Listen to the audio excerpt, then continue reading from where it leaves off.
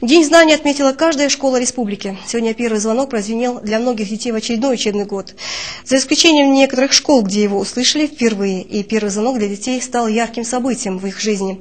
Например, в школе-интернат для детей-сирот станица Орджоникидзевская, а также в Магасе, в только открывшейся начальной школе, впервые открылись двери для детей-пограничников. В новой школе одновременно началась учебная жизнь 4 первых классов. Другие подробности у наших корреспондентов.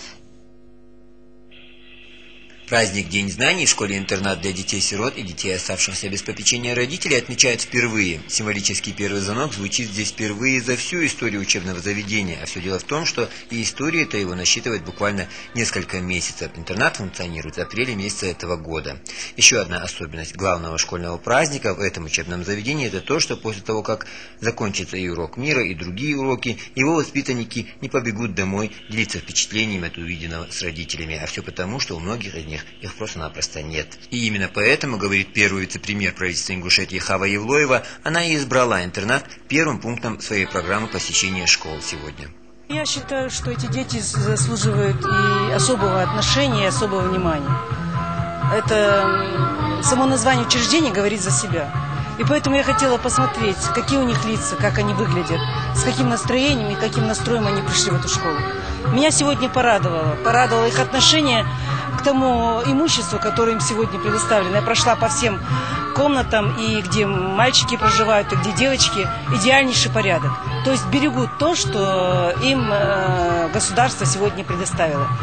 И я думаю, что у меня есть такая надежда, и даже, я бы сказала, уверенность, что они и отношению к учебе, к главному занятию на данном этапе в их жизни, они также отнесутся серьезно и ответственно. И с хорошим настроем и с хорошим настроением я уезжаю отсюда. Я думаю, что дети в надежных руках. В этом учебном заведении первый звонок прозвучал сегодня для 87 учащихся. Ребята находятся здесь на полном пансионе. Детей обеспечивают 4-разовым питанием, есть отдельные спальные корпуса для мальчиков и девочек, работает кабинет зубного врача. Форма, в которой ребята пришли на торжественную линейку, тоже за счет государства. Директор школы-интернат работает с детьми данной категории не впервые. Он руководил учебным заведением аналогичного профиля еще в бытности СССР в Грозном.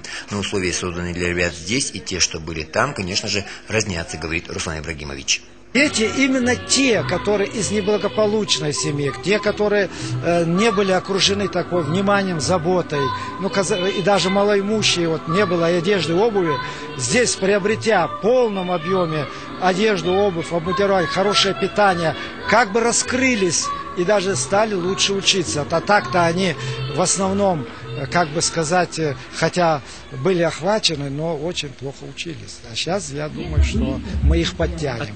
Оттаяли, да. О том, что усилия местных педагогов направлены на то, чтобы школа смогла заменить ребятам дом, не напрасны, говорят и слова самих воспитанников интерната. То, что после школы не нужно домой, вовсе не беда, считают они. Я думаю, что этот интернат самый лучший в этом мире, в этой Ингушетии смысле.